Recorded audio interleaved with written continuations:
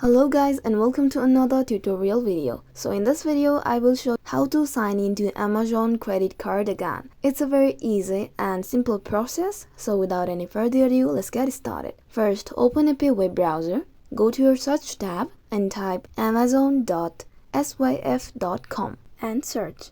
This will lead you to the official website of Amazon. So you can see here we have the logo and we are in the official website. So now here you will need to give your username. After that, give your password. If you want this website to remember you, then select this remember user ID option here, and you can see underneath that secure login button. Tap on that.